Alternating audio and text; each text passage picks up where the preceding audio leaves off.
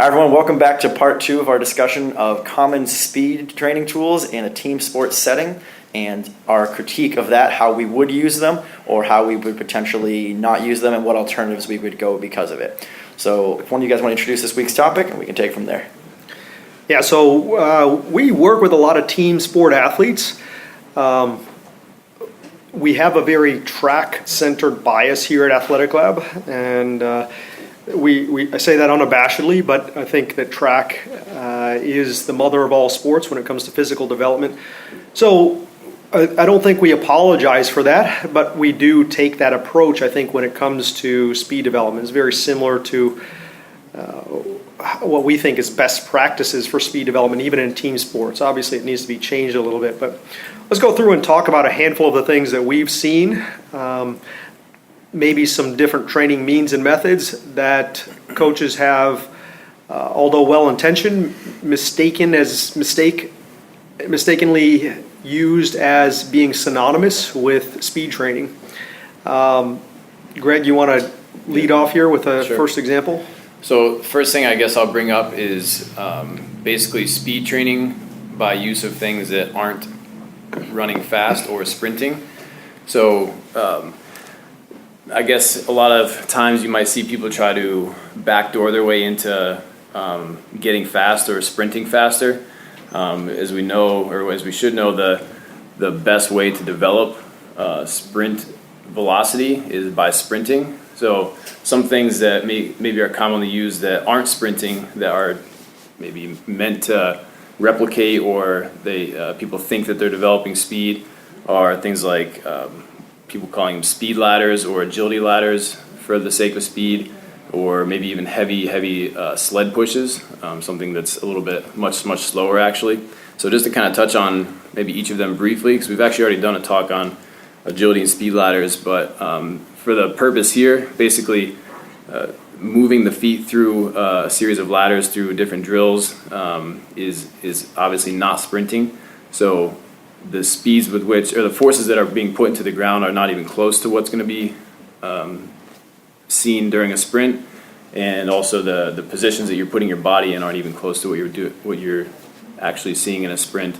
So we really can't call that speed development. We can call it maybe fast feet development, but that's a different conversation for any benefit toward that. Another thing on the other side of it is the slower, like heavy sled push. So again, for developing capacity for strength through the lower body, maybe a really great tool, but we have to keep in mind that to actually move our body fast, we need to move our body fast. So sprinting is obviously much faster than something it's like a sled where we can load it up. It's going to be much slower, and we just can't replicate the same amount of speed, even though we can produce great forces. So we need a balance of both, and specifically a lot of force really quickly when we're going for sprint training. So I'll touch on one that is actually used by a lot of track coaches, but I think is mistaken both in the track and field community as well as in team sports as a direct stimulus for improving speed, and that's sprint drills. While we use sprint drills quite a bit here, really I think they should be thought of less as true speed work and more as skill work.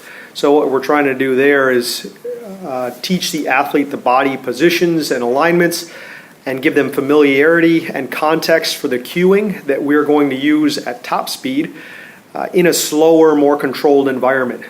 It's easier to learn positions, especially when we're looking at parts of the body rather than doing things at the whole body at the same time, or doing things at slower velocities than it would be when trying to make changes at top end speed. So really, we view sprint drills as something more like skill development, in particular things like postural alignment and how to contact the ground, and less about developing the actual physical capacities necessary to sprint well. So if you wanted to develop speed, you might develop an improvement in skill to develop speed. You might develop the body awareness and the proprioception of the postures and foot contacts that it takes to run fast. but you're not going to actually develop speed through sprint drills alone. I grew up close to the Canadian border, and I remember going across the border a couple times to some track and field meets where mock drills, what we now call sprint drills, were created. And I remember going up there as a high schooler and seeing these guys who were just phenomenal with every single sprint drill you could imagine, and being kind of intimidated looking at them as a high schooler and seeing what they could do. And when you actually went to see them sprint, they were garbage a lot of times. There was very little correlation with their performance in the sprint drills and their actual sprinting ability. So the coach, if they're going to use them, really needs to try to connect the dots in the technique and the actual task of sprinting, and they shouldn't be viewed as speed training per se. So moving on to one other here is going to be as a matter of where you place your sprinting and how you set it up to actually be useful for speed development within the session.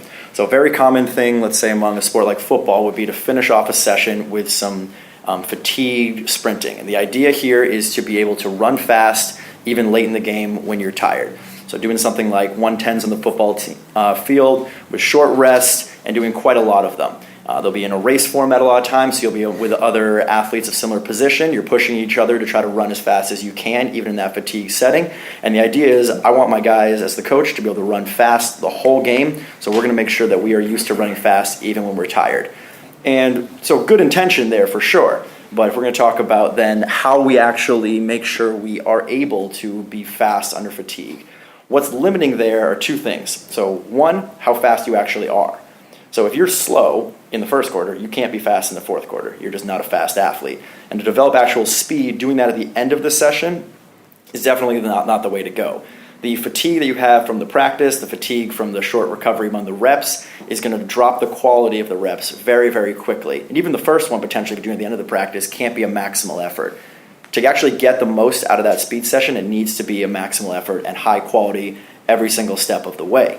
And now the other side of that, if you have the speed development or you are developing speed, is then the fitness component there and how to actually recover. So when you are doing those type of tempo workouts and looking at the actual energy system development of it is very important. So that type of workout there, if you're going to be doing, let's say, 110s, so over the length of a typical football field, including the end zone here on one side, with short recovery, you're going to get something called very anaerobic very quickly. So you're going to have legs burning. You're going to be in a scenario where these reps are getting longer as we go, potentially even longer than typical football play. You're going to have plenty of plays in football that are less than 5 seconds. I don't know off the top of my head what the average of a game would be, but a lot that are very, very short bouts with then a reasonable amount of recovery in between. There are some scenarios where you're doing hurry-up offense or whatnot where things are going to go quickly, but usually it's going to be this very quick burst of energy relative to that time, a long rest to recovery ratio, and then doing that again. So in that time period there where they're recovering, the aerobic energy system is what's going to be actually helping them be ready to go to sprint and or give a maximal effort in their position again on the next rep. So that anaerobic development, that long reps, short recovery, legs burning, isn't actually that specific to getting that task done. So that's going to be something we got to keep in mind there. Absolutely using longer sprint reps like that can have a benefit. Using short recovery periods for fitness has a benefit, but you got to look at the pieces of the puzzle there and how to best address each one of those rather than just putting it all together into one soup and throwing it in at the end of the workout. You could potentially be doing more harm than good by taking that strategy. Yeah, I'll wrap this one up by saying if you want to improve speed, we've got to knock out a couple things. One is specificity. So the closer you can get to actually sprinting, the better off you're going to be. That's going to kind of rule out a little bit of sprint drills, certainly agility ladder, and even some resisted running in some forms, especially if it's something like a super heavy sled. Likewise, we need to have super high intensity. I look at speed development as something that needs to both maximize intent and minimize fatigue. So if we look at the context of workouts that Matt was talking about, the intent might be really high. They might be trying very hard to get down the field in 15 seconds, but when they have insufficient rest, the fatigue is likewise very harsh. So it becomes fatigue-constrained intensity. 15 seconds for a fast guy to cover 110 yards is not very fast at all. A lot of those guys, if they were not fatigued and didn't have to do it repeatedly, could actually do it in 11 and 11 and a half seconds. So we need to make sure that the session, if our goal is to improve speed, has high specificity in some fashion and also high intensity, maximum intent from the athlete, and we are controlling the amount of fatigue that the athlete is experiencing. So that means giving sufficient amount of rest and recovery in between repetitions and sets if you're going to set it up like that, but also controlling the volume so that there is not a high level of volume-induced fatigue. So I think that's what we've got for this section. We've got one more part 3 of this series coming up next, where we will talk about some more facts and fallacies of training.